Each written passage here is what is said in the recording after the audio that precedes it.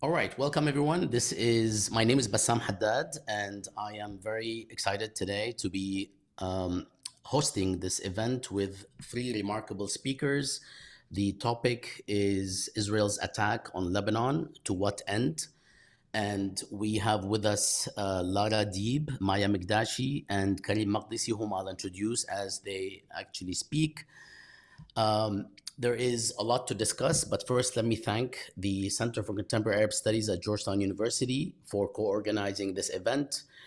This also comes to you from the Gaza in Context collaborative teach-in series, and it's also co-sponsored naturally by the 24 plus organizations or university institutions and research centers that are part of the collaborative project. We also would like to thank all the people that made this possible, not least Coco Tate and Fida Adeli from CCAS, Fida being the director. Thank you all for making this possible, and thanks for everyone who joined us today. We'll try to pack as much in as possible, so we will not be doing a lot of, you know, programmatic talk. Let me just say that in the past week, as we have noted in our note, Israel has killed over 1,000 people in Lebanon and injured thousands more. Israeli bombs have destroyed entire city blocks in Beirut, and a fifth of the population has been displaced. Israel is also threatening a ground invasion, which actually has started. How far will Israel go, and what will be the repercussions for Lebanon, the regions, and the genocide in Gaza, and the safety and security of people around the globe? We will be discussing these issues with our speakers, and I would like to start by just asking everyone, how are you doing? Kifkon, Lara, Maya, and Karim.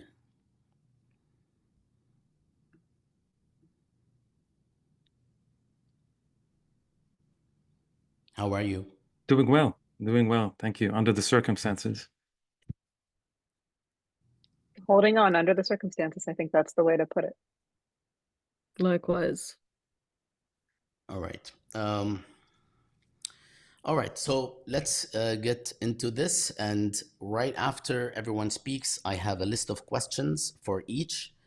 And we are hoping that the audience would be able, the Zoom audience specifically, people who registered will also try to catch the YouTube audience. If you can send your questions, and we will try to get to as many of those as possible. I would like to start with introducing Lara Deeb, and she will lead the way. Every speaker will speak for about 5 minutes. Lara Deeb is Laura Vosbinder Hockett Endowed Professor and Chair of the Department of Anthropology and the Program in MENA Studies at Scripps College. In addition to numerous articles and chapters, Deeb is the author of Love Across Difference, Mixed Marriage in Lebanon from Stanford Press. Lara, the floor is yours for your initial comments. Feel free to share what you like in about 5 minutes, and then we'll move to Maya and then Karim. Okay, thank you, Bassam, and thank you to CCAS and everybody there, Coco and Vida, for organizing this. I'm going to do a bit of context, and I'd like to make two related points that I think are both really crucial for understanding the current Israeli attack on Lebanon and its relationship to Gaza. The first point is that Israeli violence against Lebanon did not begin on October 8th of last year or with the founding of Hezbollah in '84. It began with the Israeli state's inception. And then the second point is that just as we've seen in the Israeli genocide in Gaza, the Israeli state consistently describes their attacks as precision strikes targeted towards specific groups while actually targeting civilians. And it has done that for decades. So I'm going to show this by showing you a really condensed timeline of Israeli attacks on Lebanon, which start in 1948. So during the Nakba, just 5 months after the Israeli state unilaterally declared its existence, a unit of the Israeli military entered the Lebanese village of Hula in the south and massacred all the civilians remaining there who hadn't already fled. So that's the first instance of Israeli state violence against Lebanon. Later, during the Lebanese Civil War, which began in 1975, Israeli troops invaded Lebanon twice. In 1978, they invaded the south. And now my second point about the dissonance between that stated Israeli goal and the actual targets of violence comes in. During that 1978 invasion, they claimed their goal was to remove the PLO to address rocket attacks and PLO incursions from the south.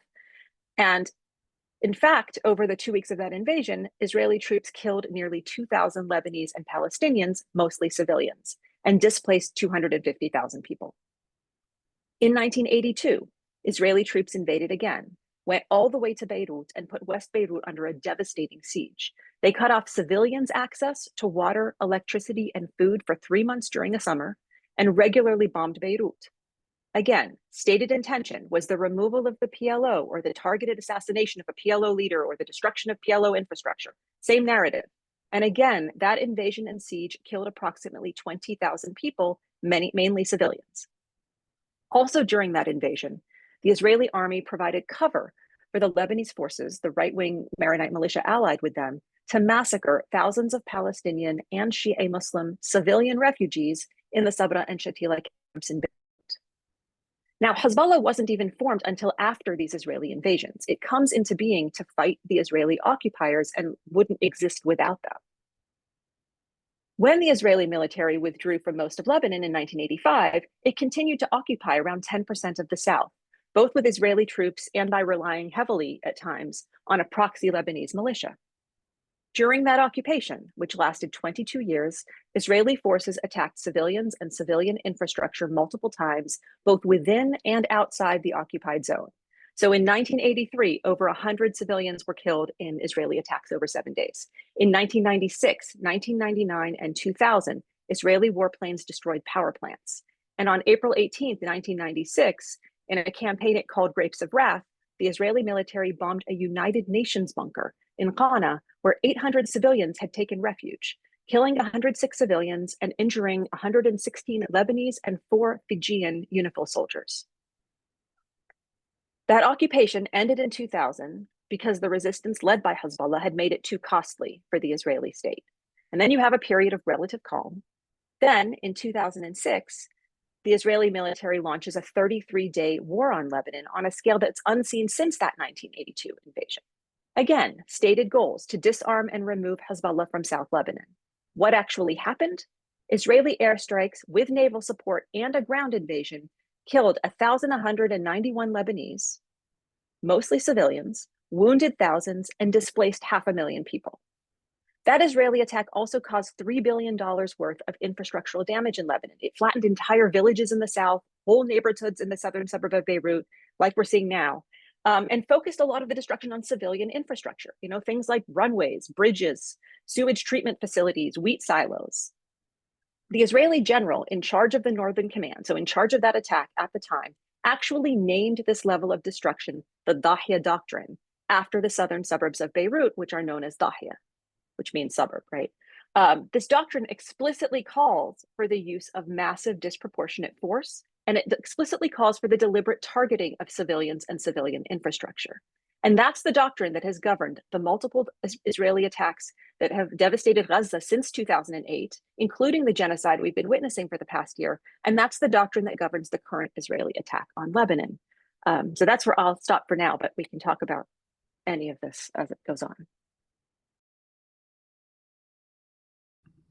Thank you, Lara. We will now move to Maya Mikdashi. Maya Mikdashi is Associate Professor in the Department of Women's, Gender, and Sexuality Studies at Rutgers University. Her first book, Sectarianism, Sovereignty, Secularism, and the State in Lebanon, out of Stanford University Press, theorizes the relationship between sexual difference and political difference, the religious and the secular, and law, bureaucracy, and biopower. Maya, the floor is yours. Hi, everybody. Thanks for tuning in today, and to everybody who's in this conversation now on screen. I imagine that this is the first of many that we will have to do. So I'm going to speak a little bit today about the sort of context, the last 5 years in Lebanon at the political, economic, and social levels. And also just sort of start by recapping a little bit of what's been happening. So since October 8 of last year, Hezbollah and Israel have been exchanging fire across the border as the Hezb seeks to support anti-colonial resistance in Gaza and directly intervene into the genocide of Palestinians. And here, just to note that for anyone who actually watches that border, we know that the border has been heating up for at least a year prior, including shelling, and also it's important to note that on October 8th, Hezbollah shelled occupied Lebanese territory. The Israeli military has carried out about 82% of all of these attacks and bombardments. And up until September 26th of this year, about 646 people had been killed in Lebanon and about 32 people in Israel. Now, there are moments of escalation throughout the year, and definitely things started to accelerate after the assassination of Fuad Shukr in Beirut, and also Ismail Haniyeh in Iran last July. One of these acceleration points that really sort of directly brings us today happened on September 17th, when pagers exploded all across Lebanon, indiscriminately killing at least 32 people and blinding and otherwise maiming others. The next day, walkie-talkies exploded, including one at a funeral for someone who had died the day previous. And since then, Israeli warplanes have continued to bombard Lebanese towns, villages, apartment buildings, and infrastructure. In one of the largest attacks, the largest bombardment, 80 tons of explosives were dropped on one bunker, on one area in Har Tahrir. These are called by weapons manufacturer bunker buster bombs, but they're really just weapons of mass destruction and mass killing hundreds of civilians in seconds, reportedly just turning them into dust, literally, and assassinating the Secretary General of Hezbollah, Sayyid Hassan Nasrallah, along with two of his advisors. And here, this was really kind of the inauguration of a new, and it's difficult to say new, but definitely the inauguration of a new phase in this war.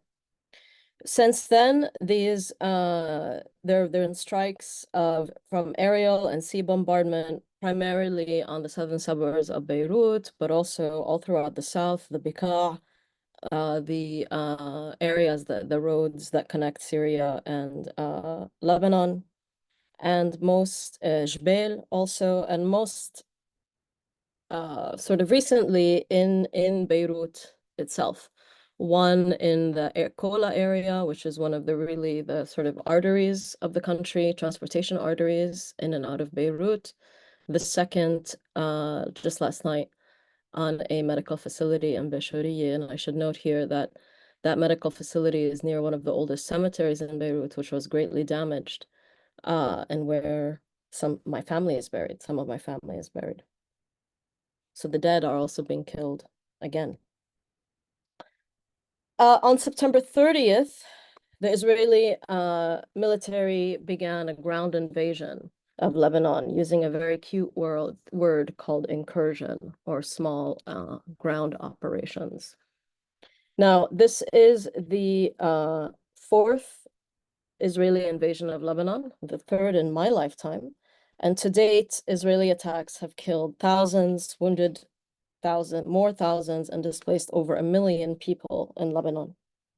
As it implements what Lara just said is the Dahi doctrine, for the second time in Lebanon, the Israeli state continues to deliberately target civilians and civilian infrastructure. As it did with the Israeli genocide in Gaza, the United States has maintained its support for Israeli aggression in Lebanon. And I think soon we might have to organize an event on Syria and in the broader region, Gaza, Lebanon, West Bank, Syria, Yemen, potentially Iran. It is always the civilians who suffer the most. And many around the world, perhaps a majority of the world, is wondering if there is any line at all that the Israeli state will not cross, and any line at all that the American state won't endorse.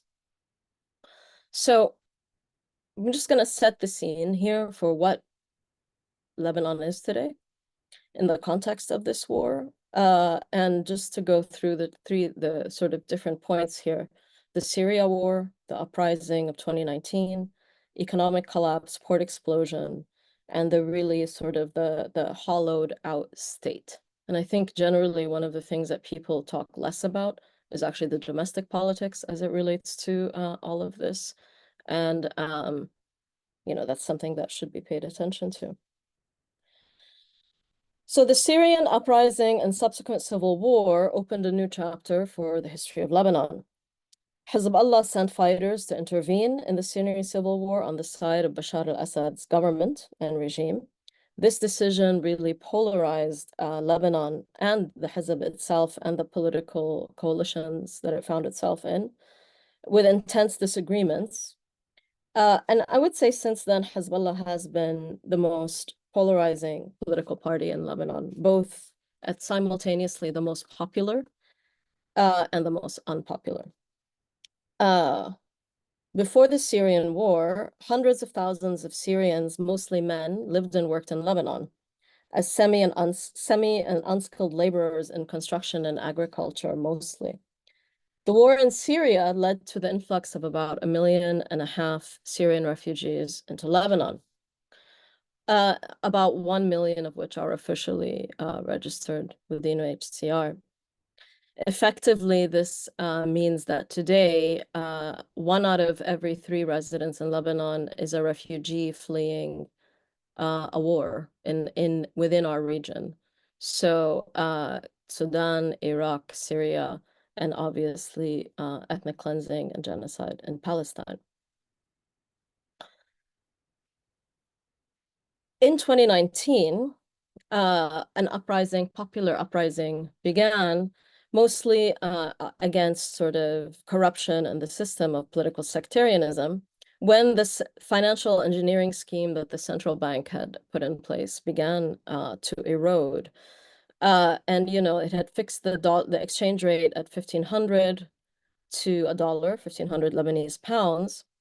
And by the summer of 2019, it was 15,000 to 1. That was the black market rate, which is just the market rate. But these uprisings really weren't, I wouldn't characterize them as sort of coming out of nowhere. They really are kind of the cresting of a wave that had begun years earlier, and also in different protest movements, with then provocations that have to do with the corruption of the state, having to do with its inability to deal with wildfires or garbage collection and other things. But hundreds of thousands of Lebanese took to the streets. At its sort of largest point, people went on strike, blocked roads, and effectively paralyzed the country. And they were expressly cross-sectarian, anti-sectarian, and multi-generational. But it was suppressed by Lebanese state security forces, as well as just groups of people from different parties, and further weakened by polarization within the protest movement. And then the COVID-19 pandemic really sort of smothered it and put it on hold. Against this backdrop of one of the largest ever non-nuclear explosions rocked Lebanon. This was the Beirut port explosion of August 4th, 2020. And 219 people were killed, thousands were injured, and hundreds of thousands were displaced. In the face of this catastrophe, the government, I almost said our government, the governing institutions failed to take effective action. There was a governmental judicial investigation into the cause that really became rapidly mired in political tensions and intervention by a different political party that kind of killed it. To date, nobody has been held accountable. This is kind of the leitmotif of Lebanon. Nobody has been held accountable. Finally, these two things really hastened the economic collapse of Lebanon. Lebanon's financial collapse accelerated, and it really became exacerbated by the corruption in the banking sector and the states, including the illegal cutting off of citizens and residents from their checking and savings account as inflation soared and ultimately the Lebanese pound devalued by 98%. The World Bank warned in 2021 that Lebanon's economic crisis risked being one of the worst 3 in modern history in the world. Subsidies were taken off of things like electricity, public utilities, fuel, and all of these things, public utilities such as electricity, which had already been inconsistent, really sort of petered out entirely. There were widespread shortages of basic necessities, including things like medicine. As of this writing, the pound has sort of stabilized at 89,000 pounds to the dollar. And the 2 largest industries that experienced the biggest flight, and I think this is important for us to think about today, the impacts are being shown, are the health sector and the education sector. Facing really like inflation of over 200% in these last 4 years and massive unemployment, at some estimates go up to 60%, including underemployment 70%. Most people in Lebanon now struggle to survive. Incomes have been effectively slashed by 95%. Immigration has skyrocketed. And about 80% of all people in Lebanon, citizens, and not live in multidimensional poverty. This is the context in which 1 million people have been displaced and thousands killed. This is the context in which the healthcare sector is being targeted as it hangs on by a thread. And I'm sure we will continue to see the increase of the bombing of infrastructure like power plants, like we saw in 96, and the airport, as soon as all the foreigners get out. We've seen all of this before. I don't think any of us are under the illusion that we will not see it again unless things fundamentally change. Amidst all of these crises, there has been a political paralysis since 2021. There is currently nobody in the post of president, and the government has been in a caretaker capacity since 2021. And I think this is important because you actually need a presidential signature on many of the designations in the state apparatus, which means a lot of it has been hollowed out.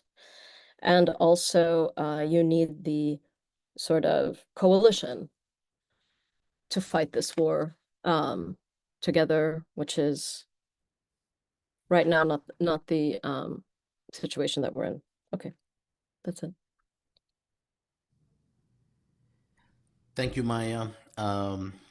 We will now move to Karim Maqdisi. Quick introduction.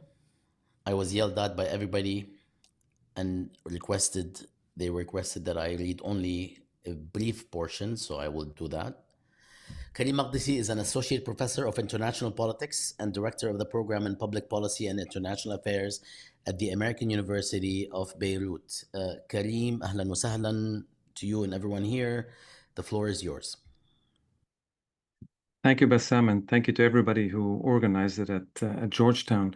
I'm just going to make a couple of points. I was asked to talk about the strategies that Hezbollah and the Israelis and sort of Americans have been pursuing over the past year. But I think it is important to note 3 different, very important contexts. The first is the long history of Israeli invasions and attacks in Lebanon, which Lara talked about in great detail, and I'm sure we can come back to.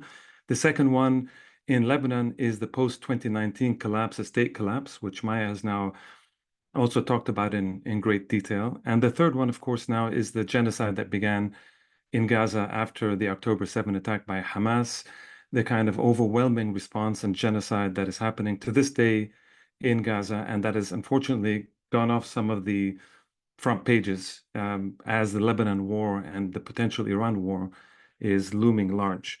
So just the 2 points I want to make is first, the Hezbollah attacks that began really on October 8th, as they objective that Hassan Nasrallah, at the time, the Secretary General of Hezbollah, announced very clearly and continued to be very clear about it for the full year, which is that they're opening a support front, not a war, but a support front in order to support Hamas and in order to reach a ceasefire and end what then became the genocide in Gaza. So a very clear objective, very consistently set out by Hassan Nasrallah and all the various Hezbollah statements from the first day. So that's the declared objective. A second objective that I would say, the second objective or strategy in a sense, is to, in a sense, operationalize what has become known as the axis of resistance, which is, of course, with Iran connecting also from Yemen all the way to Lebanon via Iraq and Syria to an extent. And the idea behind this is that while this has been now, the question of axis of resistance has been discussed for a number of years now, this would be the first time in which, in a sense, it's operationalized, where there's an actual war in which all of these fronts are coordinating and fighting actually together, as we can see in Yemen and the Red Sea, and in Lebanon at the southern front of Lebanon, and even Iraq and various places, even in Syria. So there is coordinated attacks. Hezbollah plays a very important role in the coordination. It's not just Iran. Hezbollah and Hassan Nasrallah himself played a very important role in the coordination. And one of the reasons the assassination of Nasrallah was huge, and we can talk about this, just at a purely strategic, tactical level, is that he and Hezbollah have been playing such an important coordinating role within this axis of resistance. So this was very important for Hezbollah to ensure that Hamas, especially in the early phases when it wasn't clear what was going to happen, that Hamas would not collapse in Gaza.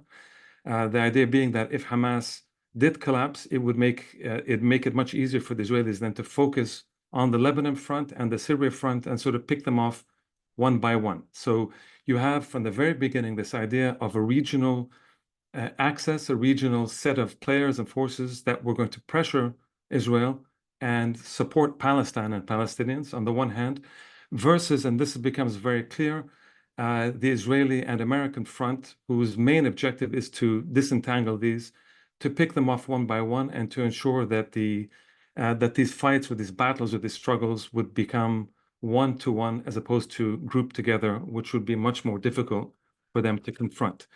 So I think this becomes clear on the Hezbollah front, and it becomes clear in a sense as to why it is that Hezbollah, despite a lot of pressure from various quarters, including inside Lebanon, why it is that they did not extend, why they haven't to this day used their heaviest of weapons in kind of unleashing whatever they have to attack the Israelis. They've kept a support front. Hassan Nasrallah, even his last speech, made it very clear that they will not be dragged into war in which goes against their own strategy. In other words, they would remain in control of the strategy, and the series of tactical defeats, which they admitted, which Maya talked about, whether it was the kind of the cowardly, I would say the cowardly pager attacks, to the assassinations of the very senior kind of Hezbollah commanders and military leaders in Beirut, especially. These were very serious tactical blows, not strategic, but tactical blows. But even with all this kind of provocation, Hassan Nasrallah and Iran, to that extent, understood that Israel's attempts were to try to drag this into a much bigger war. So they've maintained their strategy and maintained, in a sense, their tactical discipline, which is fairly incredible. And again, we can talk about this more. If you want to talk about the Israelis, on the other hand, I would say you can divide the Israelis, and you have to include the United States. So Israel, United States, you have to kind of group them together throughout this year. And I would say that the main Israeli strategy at the beginning, which was constrained to the extent that it was bogged down in Gaza, the extent to which Hamas engaged the Israeli forces, and to this day, the Israelis have been unable to achieve their objectives, their military and political objectives in Gaza. Remember, it was to destroy Hamas and to as they say, retrieve their hostages by force, not through any kind of negotiation. So they have failed in that. They've committed genocide, they've mass displacement, mass murder, all this stuff. But the political and military, they've not been able to achieve those objectives. So in Lebanon, they have had to be restrained even by the United States in the first phase. And I would say that first phase kind of goes from October 8th to, I would say, around July 2024, this last summer. Just a couple of months ago. And in where, yes, there was a ratcheting up of that front, where the Israelis kept slowly breaking various red lines, assassinations, hitting of civilian targets, but in a sense, within a certain kind of game that was being played, and that Hezbollah understood it had to accept if it didn't want to engage in a regional war.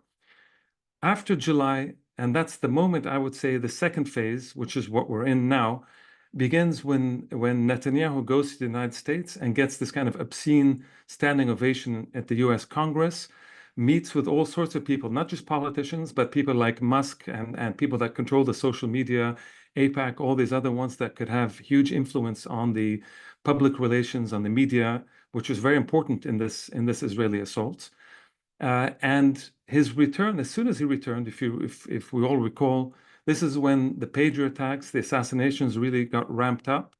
And there was, as I said, a series of kind of tactical wins for the Israelis, but in which they kind of pushed the Americans to the extent that now the Americans, on the assumption that Hassan Nasrallah has been killed, all the top commanders have been killed, the notion that they have is that Hezbollah would be unable to repel the Israelis, at least for very long, that they would be open to as they say, a limited incursion, which means an invasion, and that their command and control structure is basically in ruins, and that operational in the field, they would not be able to continue seriously with any kind of war. This is where they are at the moment. We saw yesterday the first attempt by the Israelis to go into Lebanon was not only repelled, but it was fairly incredibly done, such that depending which sources you want to read, between 5 and 10 or so Israeli soldiers were killed, more than wounded. Some tanks were destroyed, and the Israelis had to immediately retreat back, into their lands. And meanwhile, as Maya was talking about, the Israeli response has been to ratchet up attacks in Beirut and civilian targets in Beirut. So to end what I want to say about this phase is, while the first phase, when the Americans were trying to restrain the Israelis from increasing their attacks in Lebanon, they were sending an envoy called Amos Hochstein, who's an Israeli American who served in the IDF. That was the mediator on behalf of America in Lebanon. His main goal was to come and pressure the Lebanese politicians, including Hezbollah, to reach a ceasefire agreement that would separate it from any kind of discussions in Gaza. In other words, let's have a ceasefire in Lebanon, and we leave the ceasefire in Gaza to a separate kind of negotiation. Hezbollah's position remained constant. No, we will not have a ceasefire in Lebanon until there's a ceasefire in Gaza. Once the second phase began, with the pager attacks, assassinations, the United States being sort of fell into the thing of saying, okay, the Israelis can ratchet it up. Maybe they can achieve a big victory.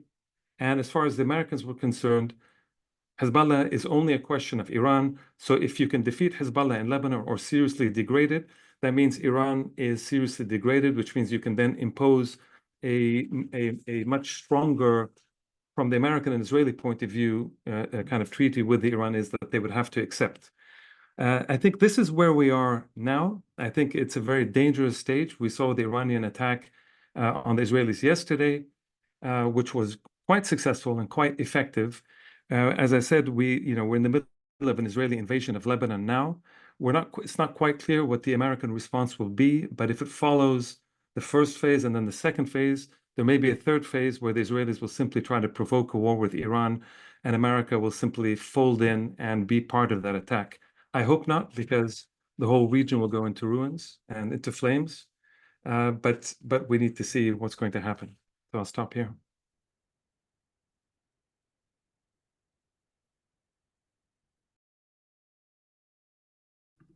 Thank you, Karim. We're going to start the round of questions. Feel free to jump in. If you would like to say something, I would like to run this a bit more informally than some of the webinars out there. So feel free to jump in if you would like after somebody concludes. I will start with a question for Lara. One of the things about non-state actors like Hamas and Hezbollah that is often produced as or projected as or represented as or talked about as confusing or not clear, and that's the good scenario. The bad scenario is that there's only one thing to say about these groups and non-state actors. But in the case of Hezbollah, can you tell us a little bit about Hezbollah and how it relates to Lebanese society as a political party, as a welfare organization, and of course, as well as a military organization, which is usually all that's described, and then it's described in certain ways. So can you shed light on this in any which way you feel appropriate? Yeah, and thank you for that question. Hezbollah, I mentioned this before, Hezbollah was founded in 1984 and announced its existence in 1985. And initially, it grew out of groups of, mostly young men who picked up arms to fight the Israeli troops who had invaded Lebanon, right? And continued to occupy the South and occupy the villages that they were from in the South. And at the end of the Lebanese Civil War in 1990, when the war started, political parties became militias. At the end of the war in 1990, most of the militias that fought in that war reverted back to being political parties. And in 1992, Hezbollah, which had been founded during the war as a militia initially, became a political party as well. And since then, it has basically functioned as a political party in the Lebanese state, which means it's participated in Lebanese municipal and parliamentary elections. Since 2005, they've held cabinet positions. They do all of the kinds of intra-party, intersectarian machinations that every political party does to produce lists for the elections. And as a political party, it has done quite well. Again, I think Maya covered this really well. It's both in some ways the most popular and the most unpopular political party in Lebanon right now. And through its history, it has gone through, it was probably the most popular right after 2000 and then right after 2006. And then it kind of declines a little bit after 2012 in particular. So that's one piece of it. So you have a political party with an armed wing.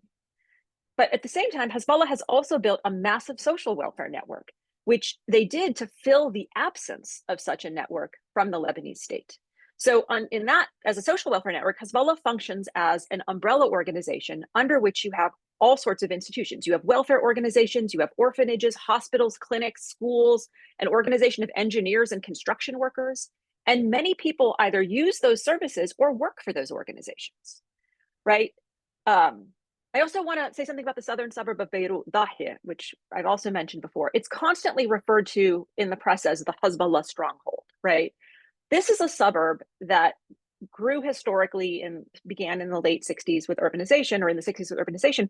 But at this point, and I would say by the end of the Civil War, it was a series of really lively, densely populated neighborhoods. You have tall apartment buildings, often on the ground floor. You have businesses, shops, cafes, vegetable stands, salons, all sorts of businesses. People live here.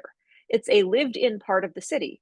So I think really the key point here is that Hezbollah is part of society. It's not separable from it.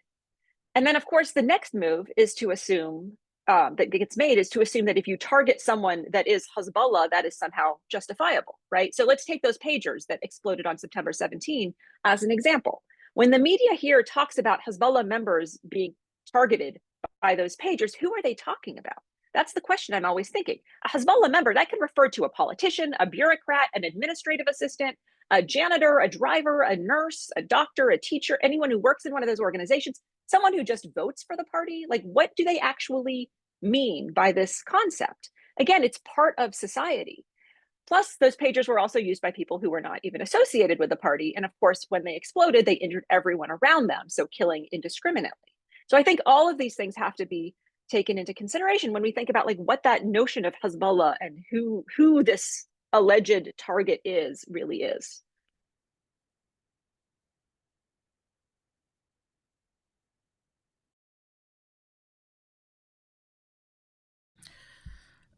Maya, I wanted to ask you something that sort of piggybacks on Lala's question, and that is, in addition to sharing with us your views on the connection between Hezbollah and Lebanese society, and it's almost like a given, the question makes it look like there is a connection, but it's an organic presence. How does the weakening of Hezbollah that we have seen in the past 10 days, however, at whatever level that you think it actually took place, and the loss of its Secretary General, Sayyid Hassan Nasrallah, how does that impact national politics and possible futures, in addition to the idea that Hezbollah is an organic part of Lebanese society? Sure. I think it's just to sort of go off of what Lara was saying. It's important to note that consistently Hezbollah receives the most votes in parliamentary elections, and it receives the most cross-sectarian votes. That is for a simple reason. Resistance to occupation is quite popular, as you can imagine, and Palestinian liberation is quite popular in Lebanon. So regardless of it's sort of right, if that is the core that brings people together and extends really Hezbollah's larger network, particularly at moments like this of invasion and of crisis. Lebanon is not immune to the things that we would consider normal for any other country. People do rally around when they are invaded. Shocking, right? So in terms of, I think it's early to tell what kind of long-term impacts this will have. The assassination of Hassan Nasrallah was a national event. Not only is he the Secretary General of Hezbollah, but he's really a national political figure. One of the most impactful in the history of Lebanon, I would say, impactful political leaders with an incredible amount of yeah. I mean, his absence will definitely be felt not only in regards to the party that he led, but to the country as a whole. And I think his absence will play a role in, and it's very early to say this, but what comes, if there is an after, what comes after? Because for a long time, one of the things that did keep Lebanon stable through all the crises that I was speaking about were kind of two institutions. And one is the army, the Lebanese army, that continued to function. The other is Hezbollah, as part of the most well-organized, expansive political party that had the most power at all these different levels. And that kind of kept things a little more stable.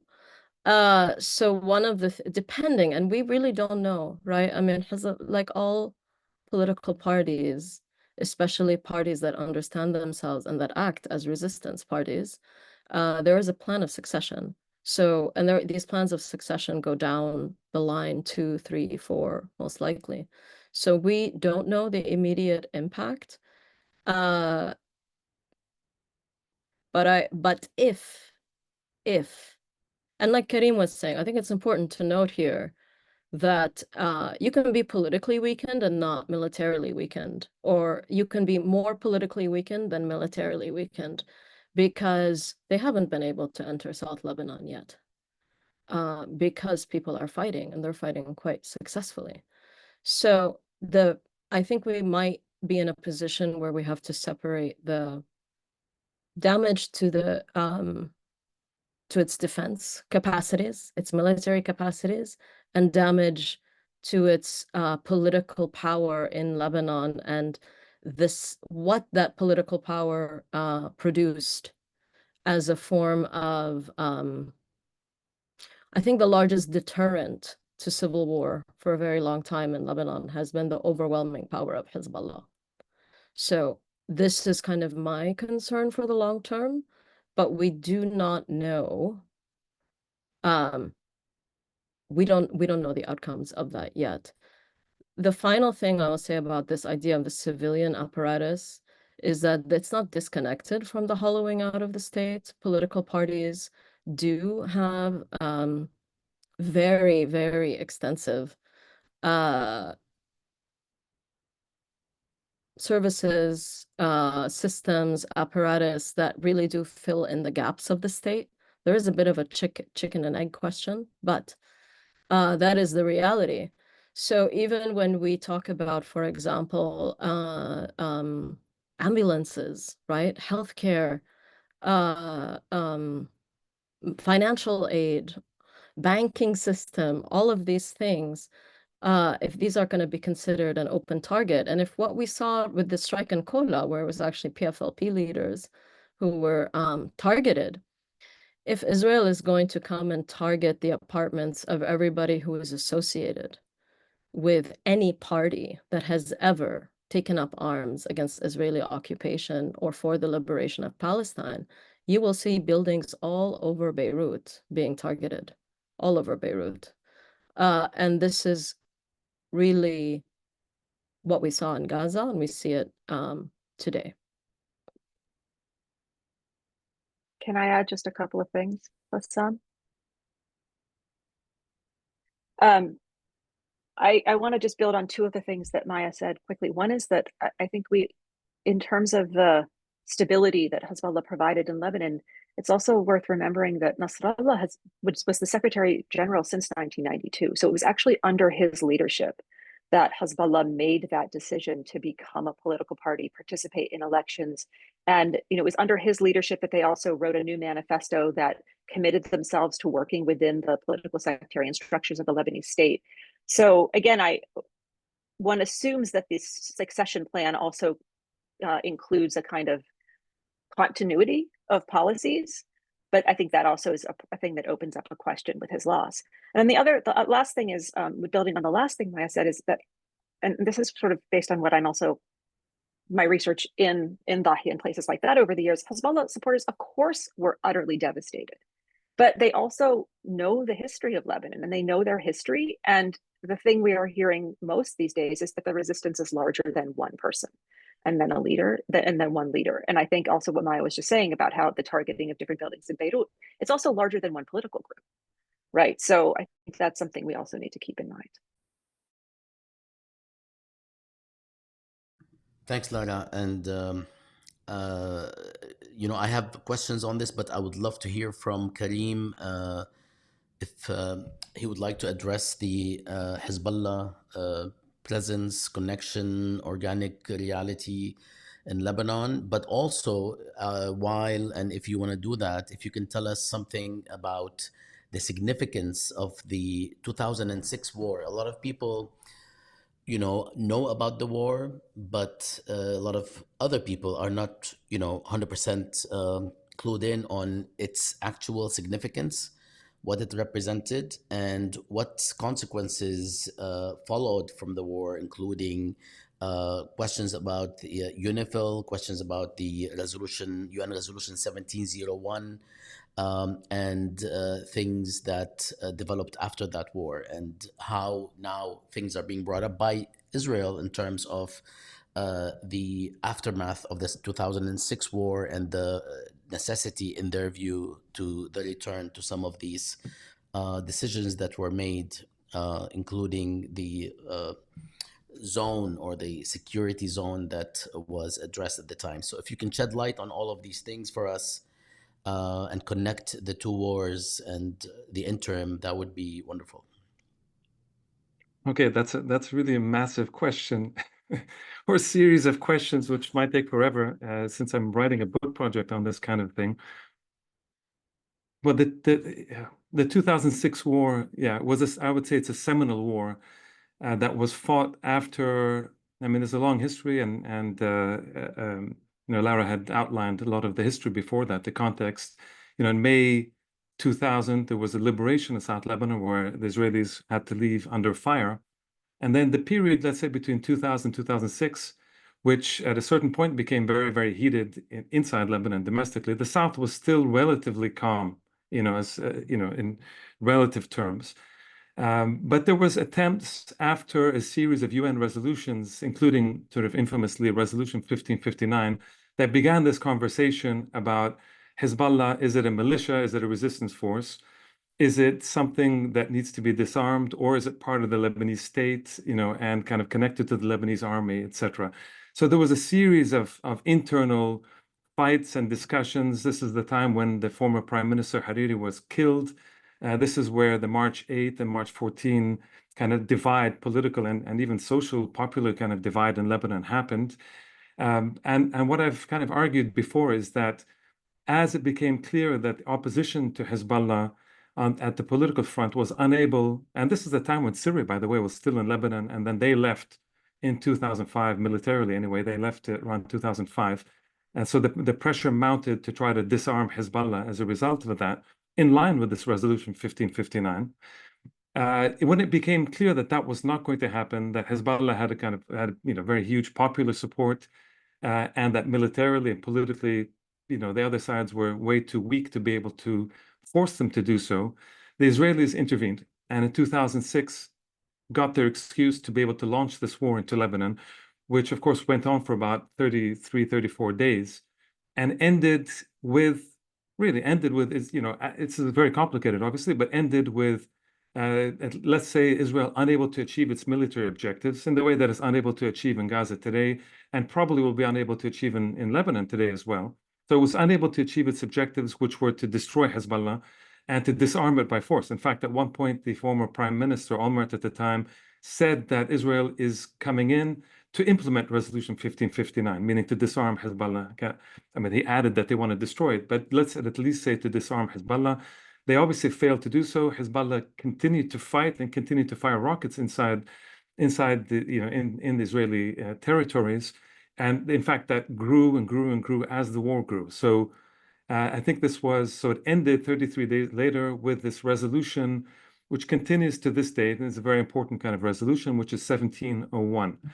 This resolution 1701, just very briefly, has a couple of, let's say, main points. The first is that, well, first of all, it's a cessation of hostilities, right? It set up a cessation of hostilities, not even a ceasefire, that the peacekeepers, which still exist in Lebanon, the UNIFIL peacekeepers that had been deployed in the after the Israeli invasion in 1978. So they've been there since 1978, one of the oldest peacekeeping forces that remain to this day anywhere in the world. What happened in 1701 is that they got, as the UN says, more robust. So it went from really a couple of thousand peacekeepers to, according to the resolution, up to 15,000 much more militarized kind of peacekeepers, and ones that came in with more European, kind of hardcore European contingents. So there's more than 50 contingents, as they say, troop contributing countries. But, really some of the key ones were European, the Spanish, the Italians, the French as well, kind of came in with, as peacekeeping goes, with fairly militarized forces that kind of came in, as well as a bunch of other countries. And this resolution was also supposed to be under Chapter 6 of the UN Charter, meaning that it needed the Lebanese government. It needed to work with the Lebanese government. UNIFIL was there to supervise the Israeli withdrawal from Lebanese land, and at the same time to ensure, along with the Lebanese army and Lebanese authorities, that there would be no arms and no munitions and military installations in South Lebanon outside of what the Lebanese army and UNIFIL has. So Hezbollah is not mentioned, but obviously the idea is that there would be no Hezbollah weapons. It wasn't about disarming Hezbollah. It's about that there wouldn't be at least any visible presence of Hezbollah arms in South Lebanon. Since then, that is to say, at least since 2006 until October of last year, UNIFIL has been patrolling with these, 10 to 15,000 forces, very heavily, patrolling every day, sometimes, hundreds of patrols per day, certainly dozens and dozens, across South Lebanon, with there's a lot of reporting, there's a lot of satellite, there's a lot of monitoring. But the big thing that was very important for Hezbollah and very important for people in South Lebanon was that UNIFIL, no matter how robust it was unable. They did not, the UNIFIL says that they have it in their mandate, but they effectively never were able to kind of go in and look for their arms without having to call in the Lebanese army to help them.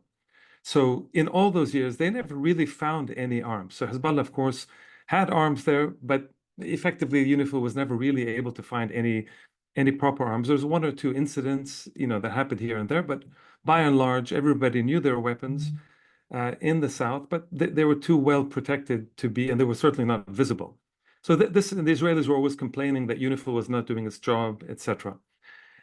This takes us till now. And so the importance of the war in 2006 is that Hezbollah emerged in a sense, and as Lara mentioned, effectively one of the most popular forces across the Arab and, I would even say Islamic world, and certainly among leftists across the world, as a kind of as a victorious anti-colonial moment, sort of akin to Abdel Nasser at his peak.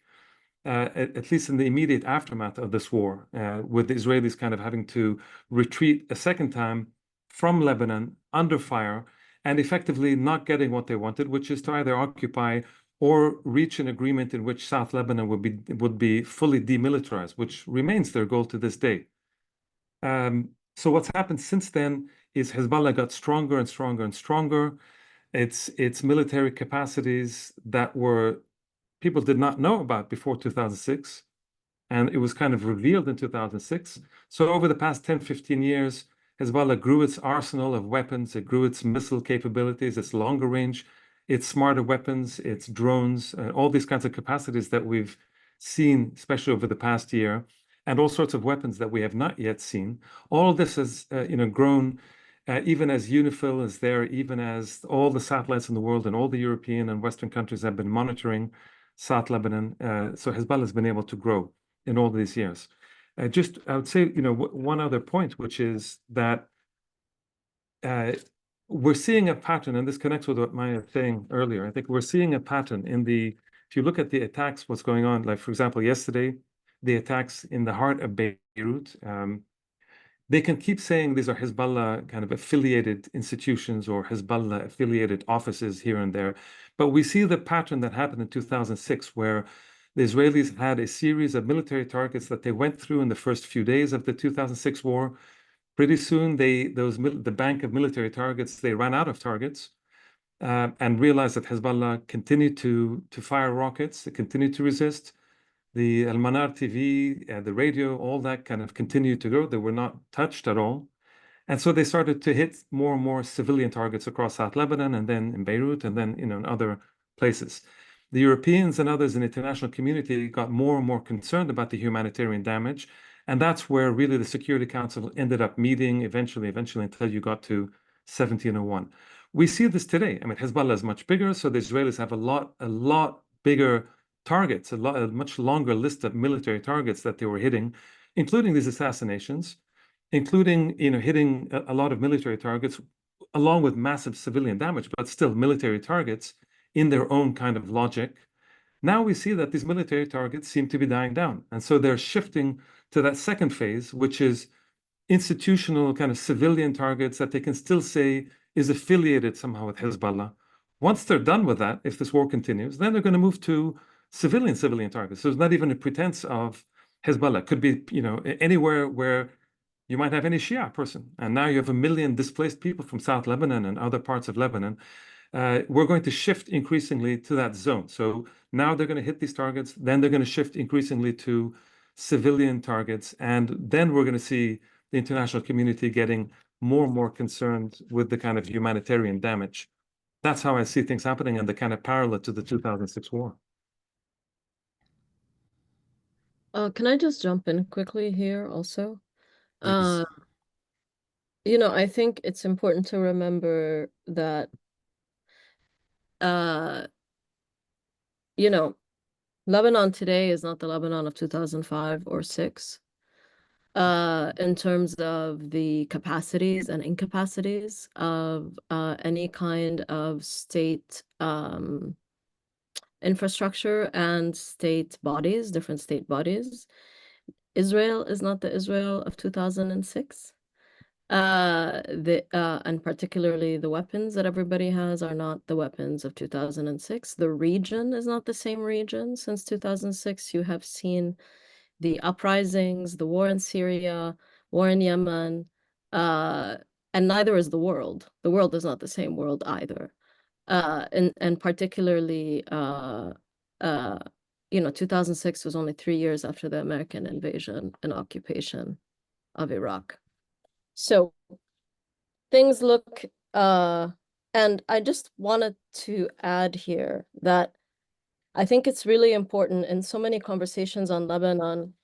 It's as if everybody acts that Lebanon doesn't have stable strategic interests vis-a-vis the Israeli state that exist regardless of who is in power and regardless of who is actually the sort of core of a resistance movement. And those are the occupation of land, the protection of Lebanese airspace, sea space, and land space from any kind of Israeli intervention into those zones of sovereignty, resource protection from water to gas to make sure that none of it is being, that it is really harnessed within the national space of Lebanon, and there are no interventions onto our national resources, the national resources of Lebanon, natural resources in Lebanon. I mean, if gas is natural, I don't know. And the third is also the right of return for Palestinian refugees. These are strategic interests that have nothing to do with who is in power. They will remain strategic interests until they are addressed. And until they are addressed, there will always be, Hezbollah or not, a resistance movement to address those. And any political party that claims to address them will always be popular. That's the other way to think about it. Like those, that they will always be popular. And it's as if when we talk about Lebanon, we never actually get to like, what are the actual things that predate and will continue to actually really be the core of the issues, that the security, national strategic issues. And yeah, I think the last is landmines. 1701, and Karim can correct me if I'm wrong, includes that Israel has to actually give up maps of landmines. South Lebanon is sown with over 1 million landmines. And every year, Lebanese civilians are injured and killed by these landmines that are just buried in the ground waiting for them. Israel has never, ever given the maps to these weapons from any of their invasions and any of their bombardments, actually, and laying of cluster munitions and landmines.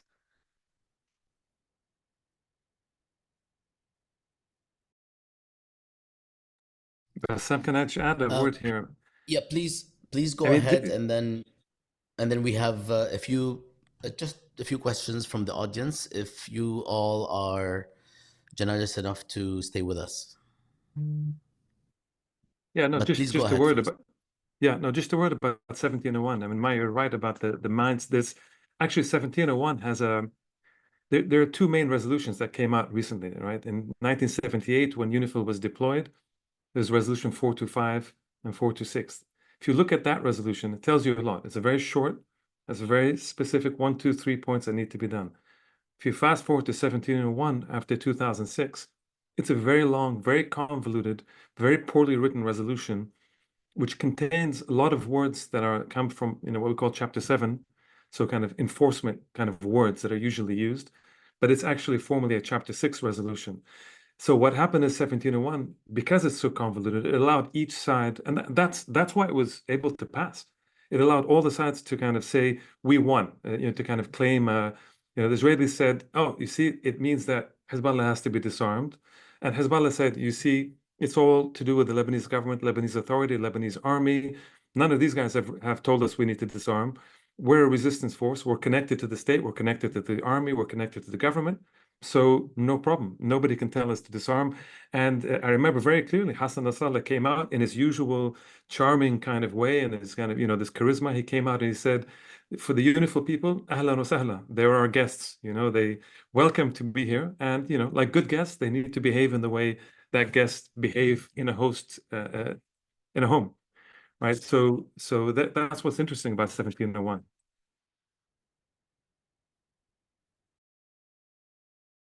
All right, thank you, Karim, Lara, and Maya.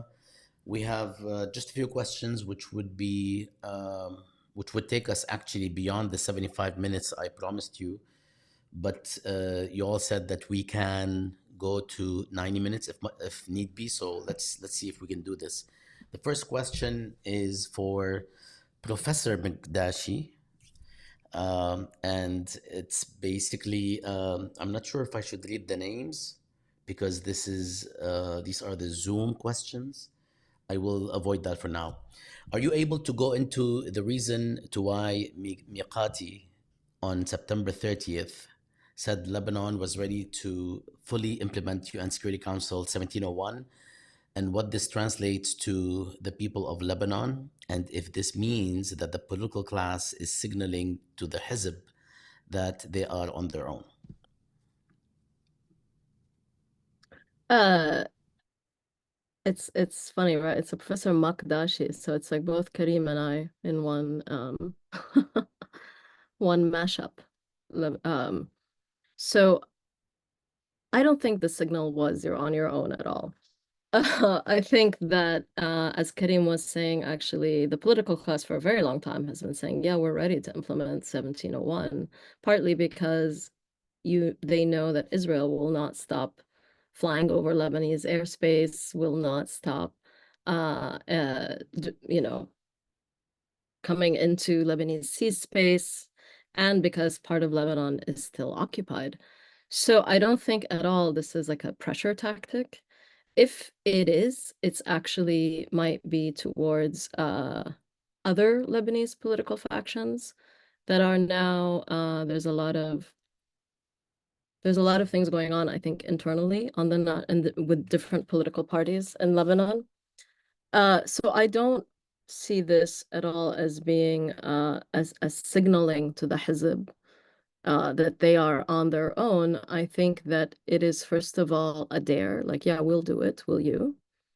And second of all, a signal that is more to, and it's not new. Like, I think that's the thing. This is not new. Like the stance of the Lebanon, this has been the stance of the Lebanese government for a very long time. I actually think the way that it's being talked about, as if this is something new, is creating this perception that it's anti-Hezbollah, that it's a statement that it should be read as anti-Hezbollah.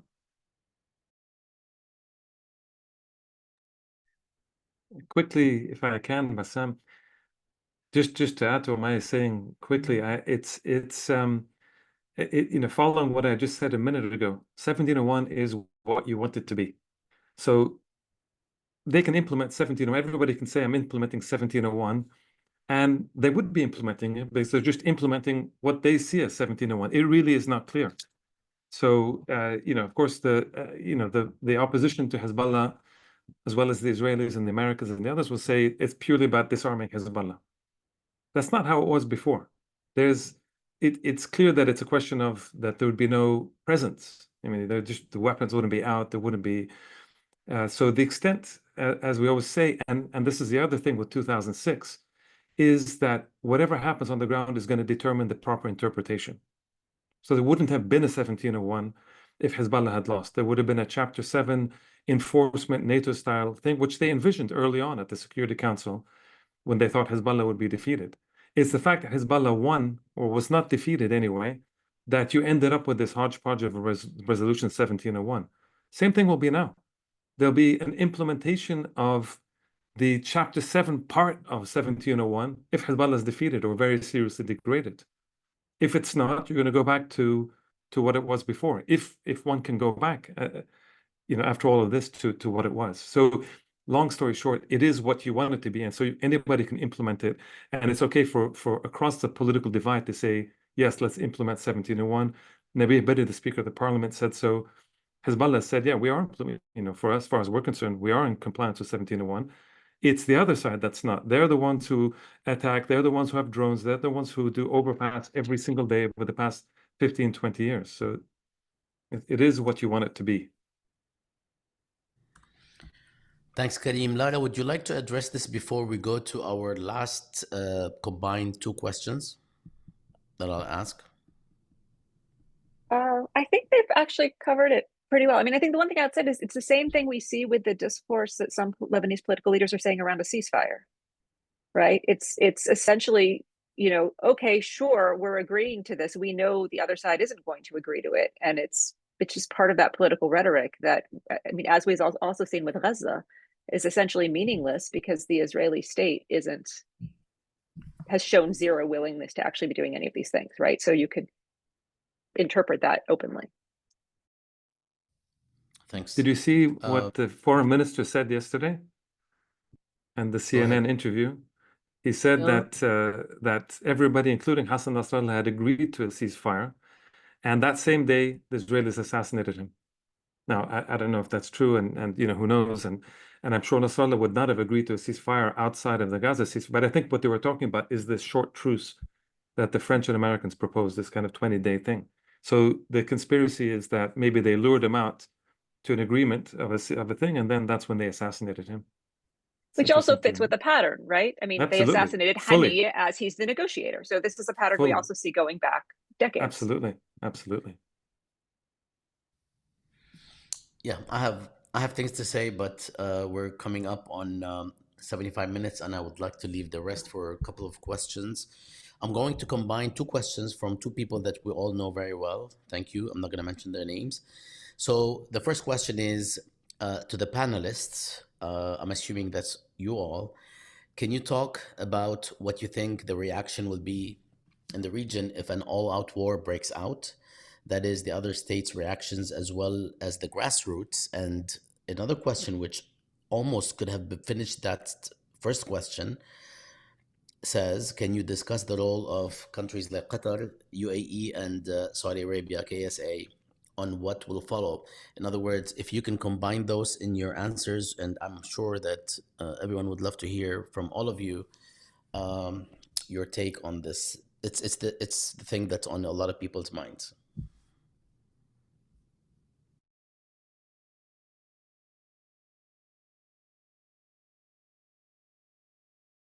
Let's start with whoever is most enthusiastic. I'm happy to start, but okay. No, I mean, I would say. I think two people gave you the go ahead, Karim. Okay, It's all so you. go. I mean, there was a pause, so I figured, I think I mean, these are important questions. I think it's very interesting, I think, to see in particular the Saudi role. Yesterday or today, I can't remember, either yesterday or today, there have been these meetings, and the Saudis have come out and said that they would like to, and they've been saying this, by the way, for the past couple of years, that they want to bury the hatchet with Iran and have a peaceful, good relationship with Iran and sort this out.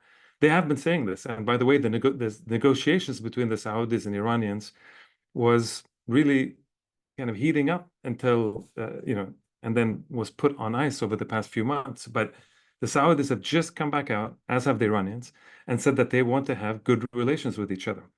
So that's happening on the one hand. On the other hand, the Saudis also made it clear, and the foreign minister kind of even wrote it, I think in the Wall Street Journal, the Financial Times, or somewhere, I can't remember where. It just published a piece, and again reiterating what they've been saying all year, which is that there will be no normalization deal with the Israelis until there's a Palestinian state, or some kind of commitment to a proper Palestinian state.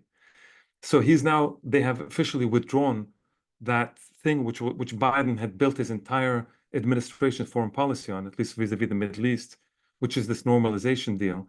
So the Saudis are kind of taking this initiative of reaching out to Iran, who have been desperate to have this agreements with the Saudis, and on the other hand, kind of playing the Biden administration and even the Israelis to an extent. They're happy to get rid of Netanyahu, I think.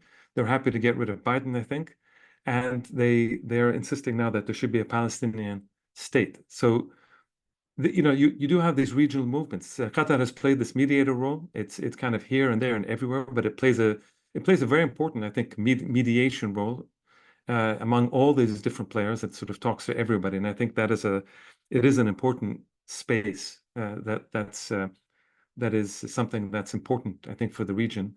Everybody knows in the Gulf, they understand very clearly it's be a total disaster if Iran is drawn into a war with the Israelis. There's going to be a massive problem with oil refineries being hit. None of the Gulf is safe. The Gulf is absolutely not safe if Iran is attacked as well. So, nobody wants this. I don't even think the United States wants a war with Iran. The United States wants a weakening of Iran by weakening Hezbollah as the main way kind of to do that. The only person that wants a war with Iran is Netanyahu personally, and some of his kind of fundamentalist religious nutcases that are part of his government and part of the political body over there. So I think this is what's going on. Everybody wants to avoid this war except for the Israelis. I don't want to talk too much about UAE. Frankly, I think everybody understands their role, and I think they, in some ways, miscalculated regionally. But someone else can talk about that. I'm actually going to do the.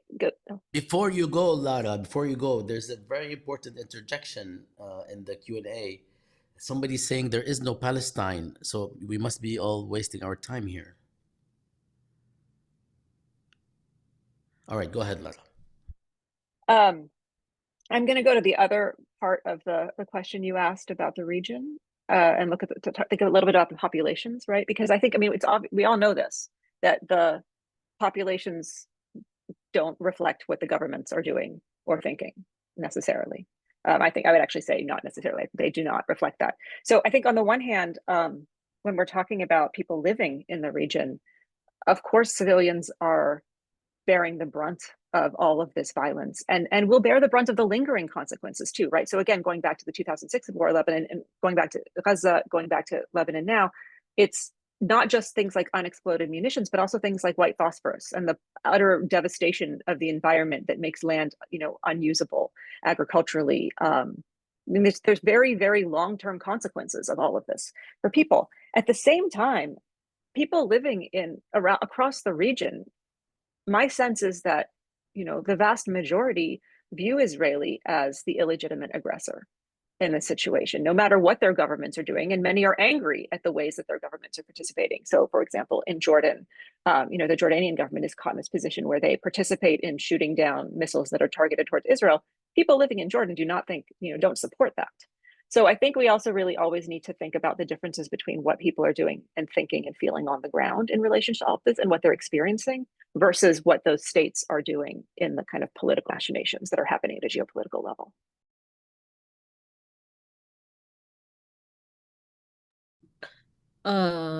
Yeah, I agree with both of my colleagues here. I think first of all, we should acknowledge there is a regional war. This is a regional war. At some levels, it's already an international war, given the kind of enabling that we're seeing and the facilitation and the sharing of intelligence, most importantly, between the UK, the US, and Israel. I think people are not, if in all are, this will be devastating. It will be devastating to everyone. It will, it's already devastating, and it will be completely devastating. If we're talking about the Mashriq in particular, Mashriq is maybe like 200 million people total. I don't know. That's not, like, I'm just guessing. But if you think about all the people in the Mashriq who are either living as refugees or internally displaced people, just from Iraq to Syria, Palestine, Lebanon, we're talking about like 20 million people, maybe 10% of that 200, if it's a 200. We're talking about a huge amount of people. So we're already living through some of our worst times as a region, as a people who live in the region. It will be completely devastating. I think it's really insulting and arrogant that the United States will just go up and say, oh yeah, once Israel's done in Gaza, Saudi Arabia and UAE will pay for it, and Qatar. And I think that's the role that the United States is envisioning for these Gulf states. We should also not forget that the UAE is directly involved in Sudan, in the war in Sudan, and is becoming on its own a kind of weapons hub, which So in terms of the grassroots, I think you will see the popularity of Palestinian liberation across the region is not going to change, will not change. The people themselves will not be moved from this fundamental principle that is incorporated into our like very identities of who we are and who we are not. And ultimately, the more and more this drags on and escalates, I think you will start to see the more destabilization of regimes in this region that are not only allies to the United States, but owe their very existence and stability to their alliance with the United States.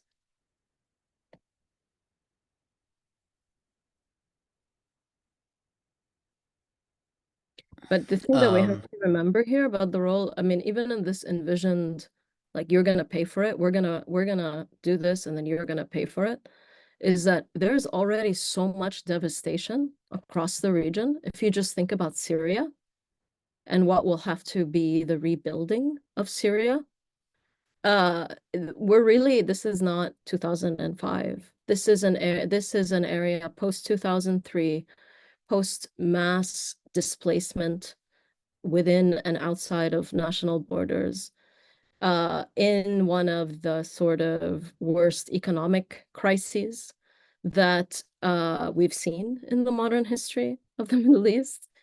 And yeah, so we are devastated. We are looking towards more devastation. I think that's that's the reality we're in. Thank you all. We have just a couple minutes before we hit the 90-minute absolute deadline. And I just wanted to quickly ask if anyone here has anything to say about Egypt and Jordan, especially if you're not headed that way soon. Nothing good. So I don't know. It's highly depressing. Egypt is Almost. Egypt is teetering on the brink. Egypt is not in a good situation economically, financially. I'm not even going to talk about its role in Gaza and its kind of role within the larger kind of Israeli complex. Even financially, economically, if somebody wants to knock it down, if the IMF doesn't give money, if the Saudis were not investing and putting money in, Egypt can fall apart. And then you have 100 million people who are going to be in a very, very bad place. And mass displacement and a lot of migration to Europe. And you know what the Europeans like least in the world, and that's migrants. So there is so it's in a bad situation, I think. And Jordan is also teetering on the edge as well. So we're talking about, I think Maya said it, and I didn't want to say it because it's just so depressing, but you're in a region from Egypt to Lebanon to Syria to Palestine to Iraq. I mean, that whole area is just a series of every time when the specific crisis would happen, you'd read all these things. It's never happened before. The biggest UN crisis, or the biggest refugee crisis, the biggest displacement, and you can add Sudan to that now, and you can so all of this, and our region will not be allowed to. Just will not be allowed. It's not even. That's why the business of corruption. Yeah, okay, true, absolutely true.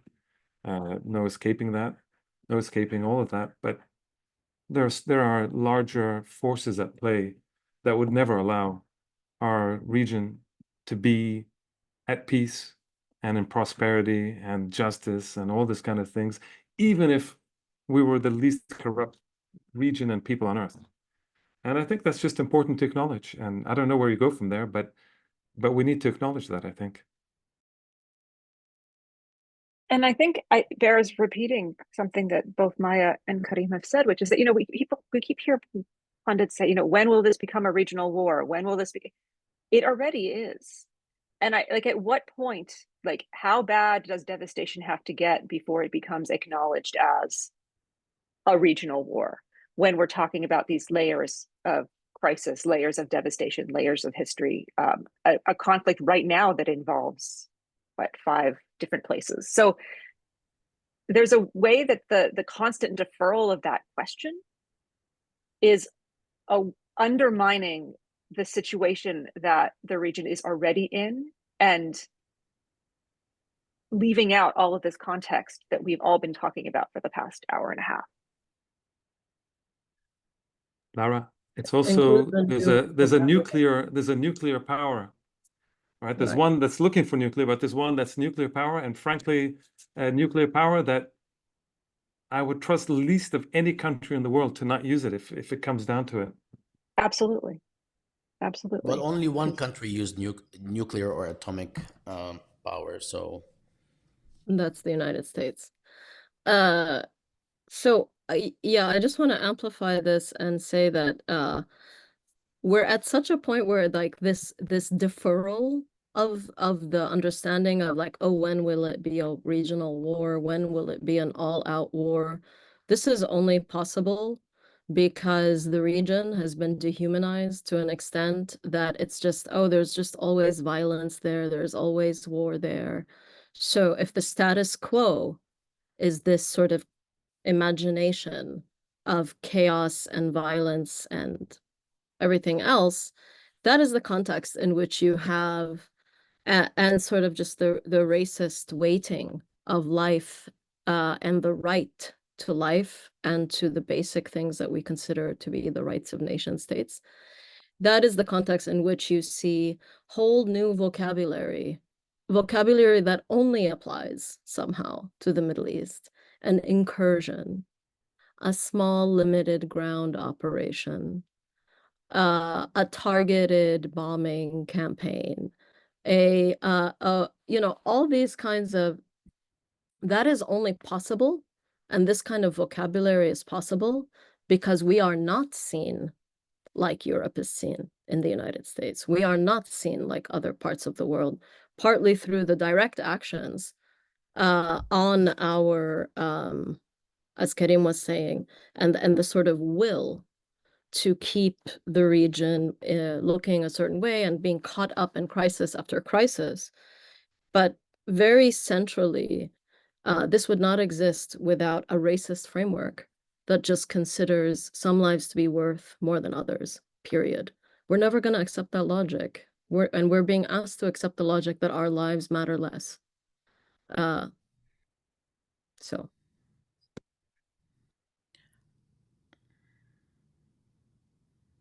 thank you all. I again, I have a lot to share, and luckily, I will actually choose not to share them. Rapid fire answers for just one thing. Do you all think that there might be something in space and time that might be considered like a landmark or some sort of a signal or some sort of a deadline, such as the US elections? I know that this is not the most complex answer anymore, given the consensus that we've seen in the past week to 10 days regarding Hezbollah, whether it's the G7 or the proclamations of states, which were actually quite specifically Western states and also Japan in a sense, that were actually quite homogeneous. Or do you feel this has nothing to do with any such temporal landmarks like the US elections?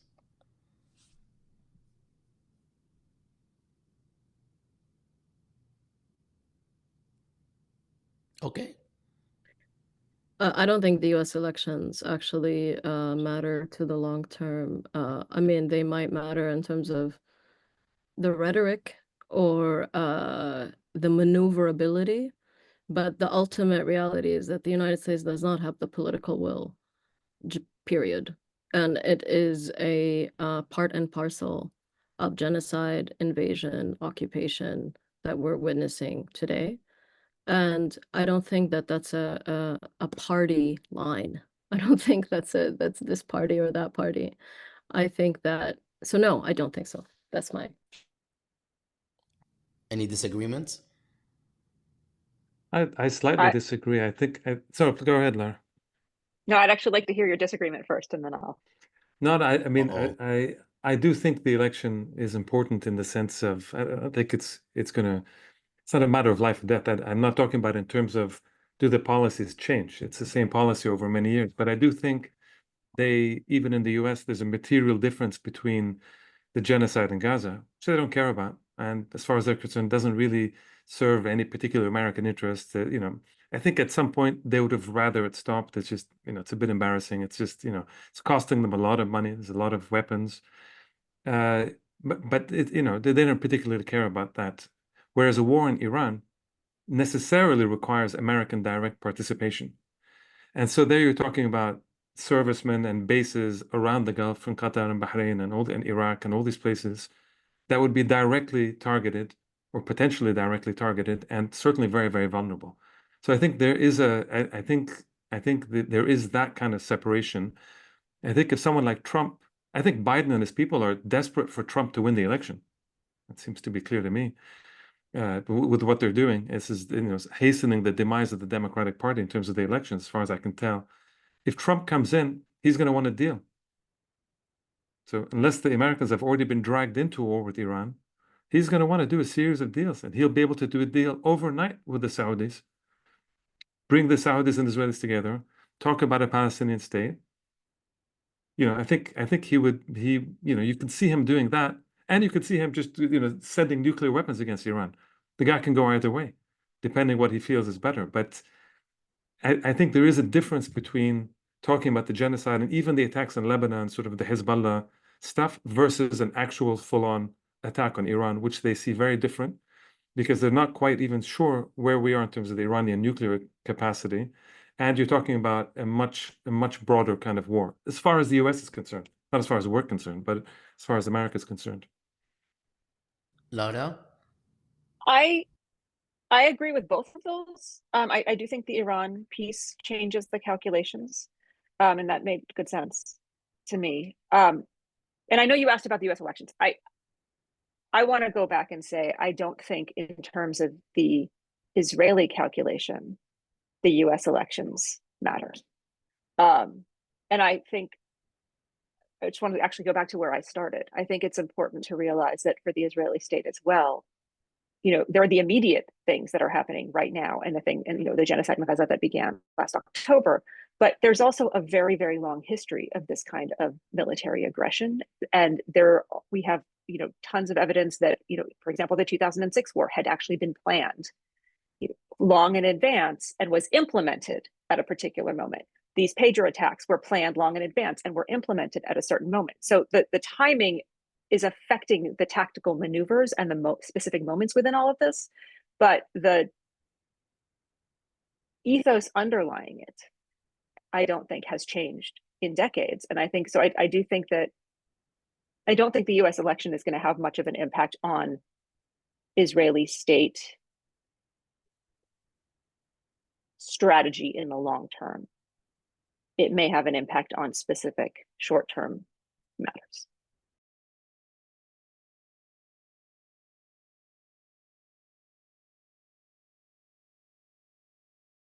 Thank you, everyone. It's an ongoing matter, and it's very difficult sometimes to judge the smaller things.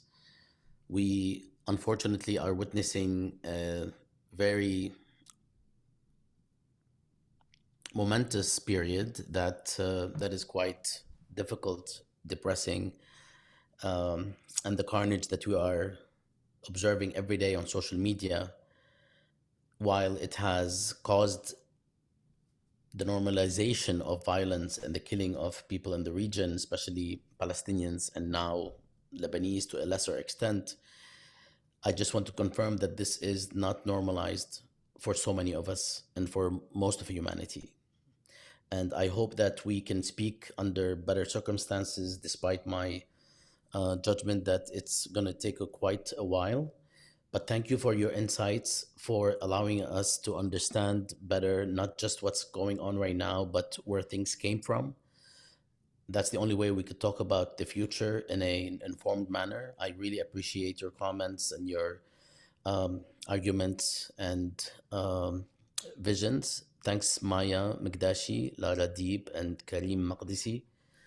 Thanks to Georgetown University and the director of the Center for Contemporary Arab Studies, Fida Adeli, and Coco Tate, who helped put all of this together administratively.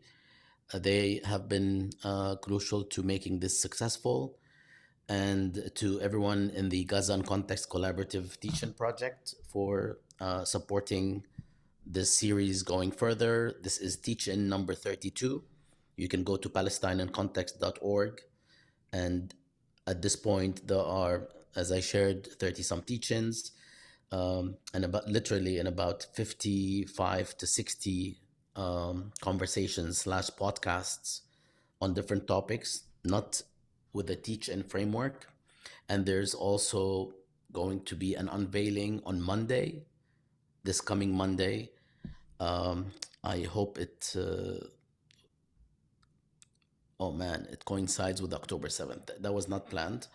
It was just a labor matter. On Monday, we are unveiling the teaching module at the palestiniancontext.org, which takes most of these teach-ins and actually curates them for classroom assignments, for segmented viewing, and a number of other pedagogic tools and aids that will help people understand more, assign to the classroom, and perhaps collect as they see fit. I thank everyone again, and unless anybody has anything to say, stay safe, and all power to you all, to our speakers, and thanks to our audience, and have a wonderful evening.